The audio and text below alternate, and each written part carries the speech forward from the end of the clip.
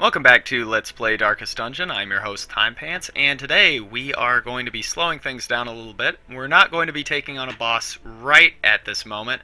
Instead, we're going to be getting ready for a boss fight here in the future. I would like to take on the 12-pounder with a party that includes the new man-at-arms and arbalist, and that means sending them out right now. Now, this is going to be a weird party composition because we are going to actually run our Vestal here in the second rank. Now, I don't think it's going to be terrible because she does have Hand of Light, which gives her a damage buff against Unholy, which there are plenty of in the ruins. So it's going to be a little weird for us, but I'd like to give it a try. So, let's prepare.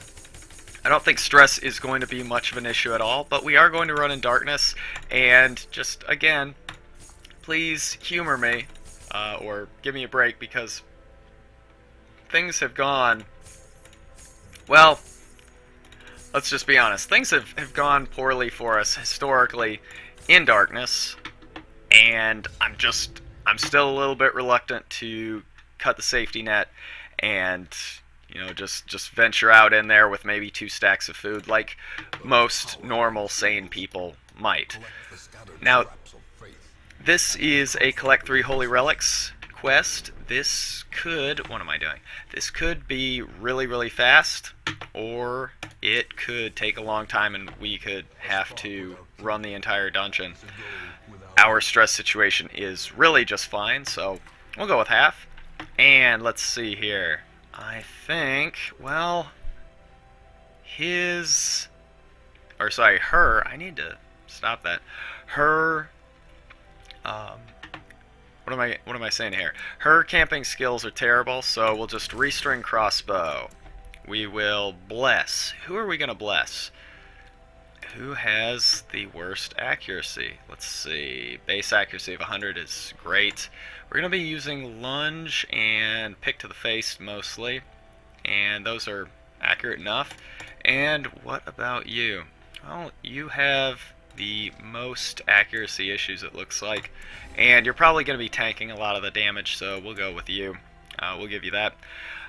Weapons, practice, and let's spread the love out and do it like that. I want her to have big crit because we are going to be running in darkness, so yeah, if we can stack a bunch of crit, awesome. Lots of crits means it's going to be easy going for us, or at the very least it will give us an out if stress begins to stack up. Like that. This is 20 stress, 20-ish, which is no fun. And you know what, we're just going to go ahead and eat up right now because, as has been stated already, I'm a tremendous coward and I don't want to deal with negative consequences at all. Now, we can probably, yeah, we can use these medicinal herbs. And it's a fine payout, it's certainly paid for itself. But, let's see. Yeah, I like this particular setup. What we do probably want to get rid of is Thrown Dagger, though. I can't see that possibly serving much of a benefit, since the idea really is going to be she is going to get in the front rank basically immediately.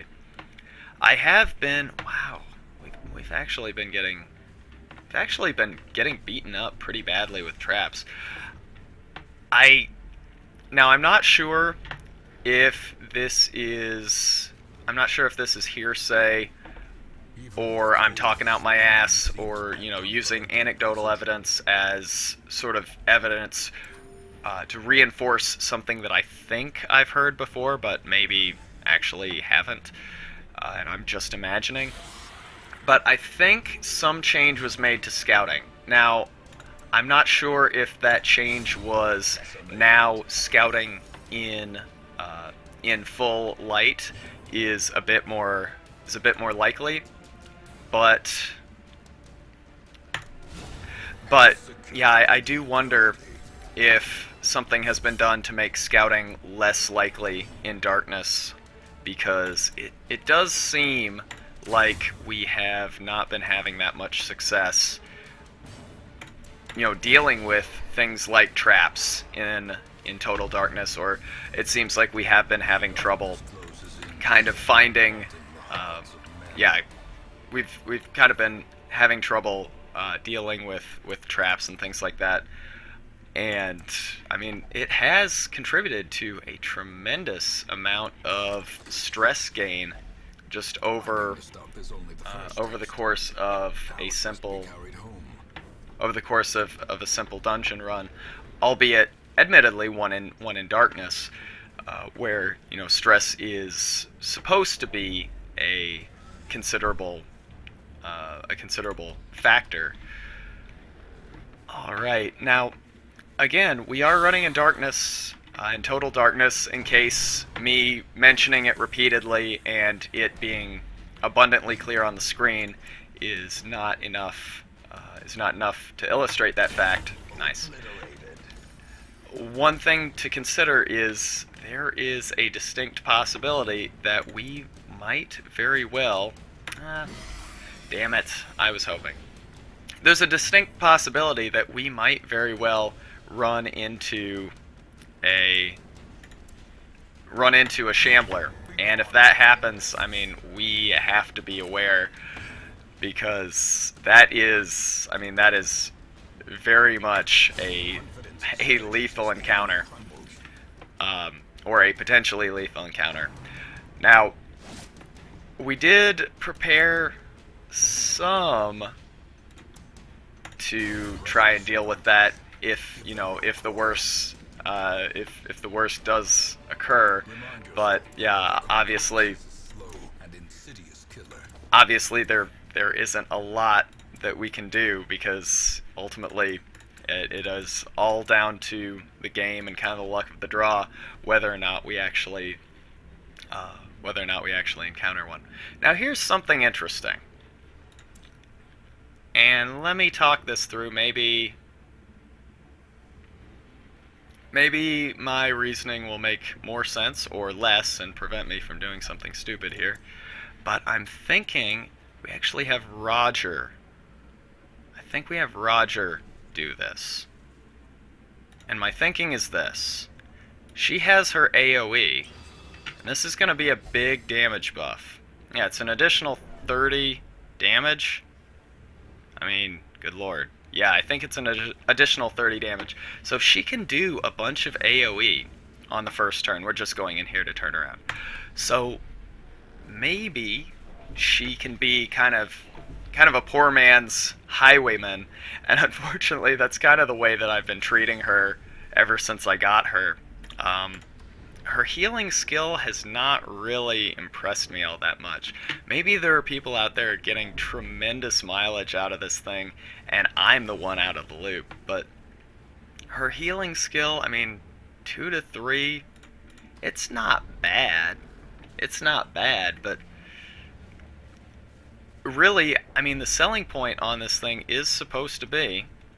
The selling point on this thing is really supposed to be that it gives you the increased returns on future healing, which is nice. It's interesting, but I don't know if it's enough to sell me on the skill yet. I mean, we might find ourselves in a dire enough situation that, yeah, that actually is suddenly a very appealing prospect. If somebody gets wailed on by a trap, walks right into an encounter, gets critted for tremendous damage right away, then maybe, yeah, that would be the way to go. But yeah, for right now, I'm not really feeling it. Emergency healing, sure, maybe, but obviously I think prevention, this is one of those cases where the old adage, an ounce of prevention is worth a pound of cure, is really true. Let's see, I think we want to try and deal with this acolyte first. I think we had that identical setup, situation, and payoff not too long ago, which is awesome, don't get me wrong. I'm certainly not complaining. Quite clearly, the riposte is, yeah, I mean, it has already been pretty well documented. That's really nice, actually. That's really nice. It's been pretty well documented, pretty widely in the Darkest Dungeon community that, yeah, it's probably the best attack in the game. I am inclined to believe it. I mean, you know, there is... One might say that, well, you know, you can't really say that it's the best. You know, it's not really the best in the game because, you know, even though it has 40% damage or whatever, or sorry, plus 40 damage, plus 40% damage, I can't talk. Even though it does have that plus 40% damage bonus, I mean, you know, it's not the highest payoff. Point Blank Shot has plus 50. Heroic End has something comparable.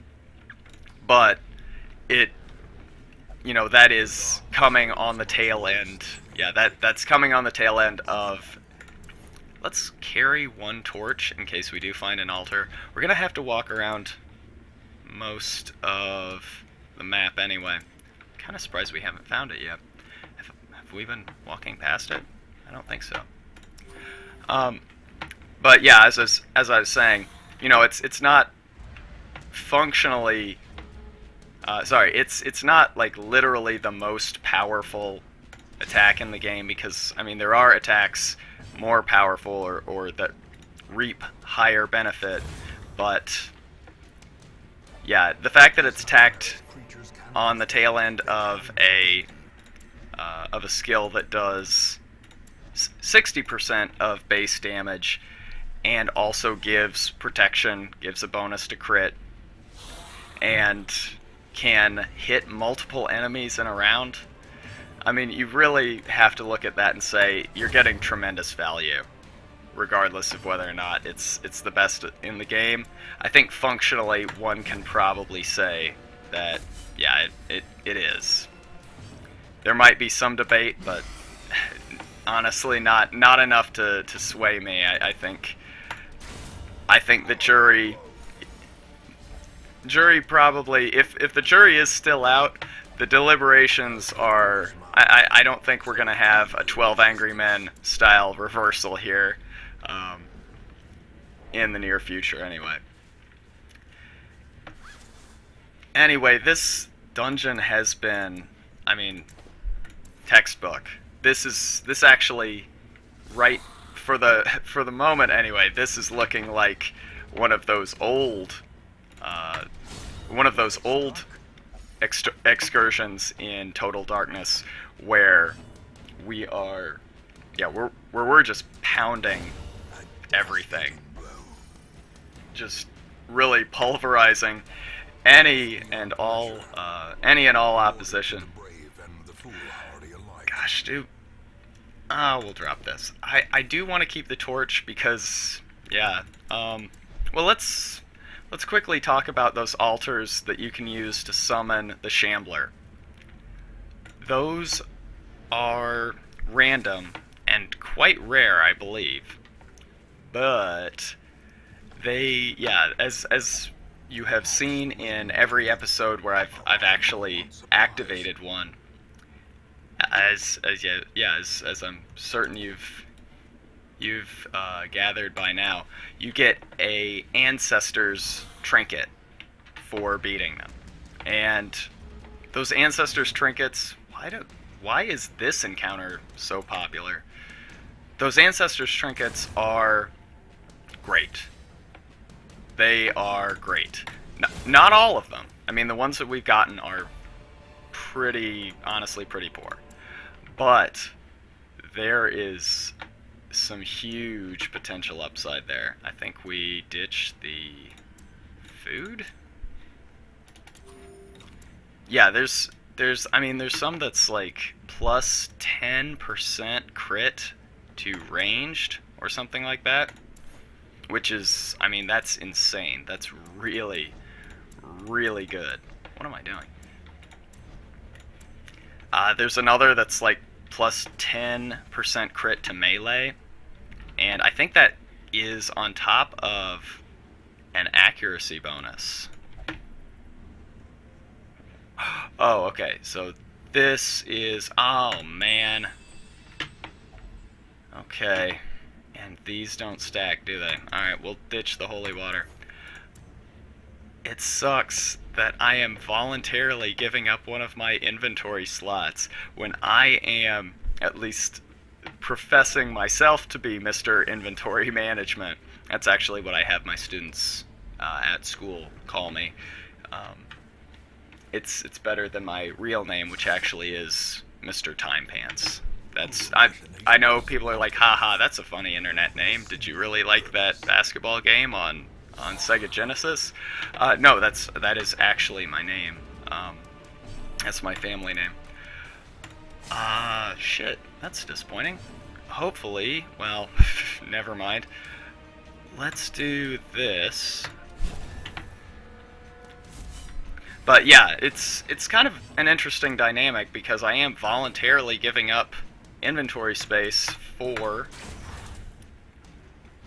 well, I mean, for the torches, which, yeah, I am hoping will pay dividends in the form of a Shambler fight. I mean, I'm scared to death at the prospect of fighting a Shambler unprepared, but if we can find an altar and, heal up beforehand, awesome. Great. Sign me up. I could not imagine a better outcome than that. No damage, so I mean, well, might as well. It's kind of a waste, especially since that will bump up his stun, but yeah, ultimately I guess it didn't matter anyway.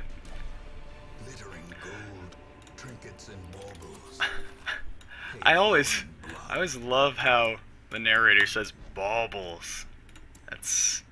And it's meaty. I like that. And that's what we were carrying it around for. Okay. How are we looking here? You know what? No excuse not to be safe. Oh, full. Okay. It's alright. No excuse to risk anything at all. Let's fight this Shambler. Awesome. Okay, let's go. Now, hopefully we're not going to be... Okay, so you are guaranteed to be surprised. Interesting. Good to know. Let's see.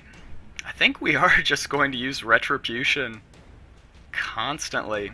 So maybe it's okay to push him to the 3rd rank because she's going to move back eventually. Yeah, I think we go with it. I think it's fine. I might regret it, but 77 health is not a lot to get through, especially since we're going to get hit by AoE. And yeah, you just should start moving back. Yeah, because it's Eldritch. We're not even going to get the bonus against Unholy, so that's fine. Sniper shot, if we can get a crit. No, that's okay. We might get this turn too. So yeah, we're going to have to deal with the ads. That's fine. We got the parry. That's good. We have anti-venom to use. Clapper Claw. Oh my god. Oh my god. This is a really nice situation to find ourselves in. Yeah, I'm perfectly content to... I'm perfectly content to just burn the pig to the face there. I probably should have used anti-venom, but I think it's okay at this point. Let's see.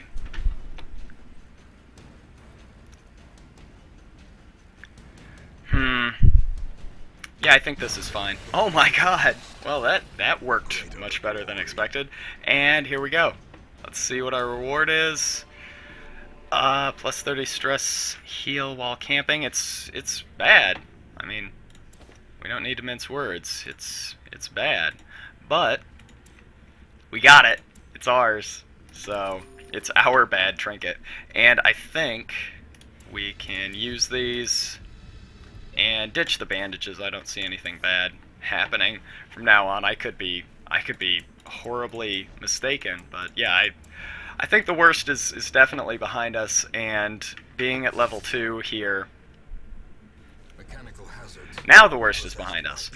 I think being level 2 in novice level dungeons, why? We already established what this was. Why would I do that? No, I think being level 2 in a novice level dungeon is just a tremendous advantage. What are we gonna do? Because there's one more room. There's one more room. Nah, let's... We don't need to keep going. Let's just ditch our food. Take that. And call it a day. That was really good. We got to fight a Shambler. We didn't get what we wanted exactly, but... You know, we fought a Shambler and we beat the shit out of it. We have... one level away, huh? This is great. This is also great. This is a little disappointing, but we might not even be keeping Furneaux around. So, with that, I think we can be very content with how that went. And you know what? Raj, I think you're coming along with us one way or another. So, this is a hell of a roster. I have to say I'm pretty proud of my crew here. That went really well, and I think we call it there. So thanks for watching. I'll see you next time. Bye.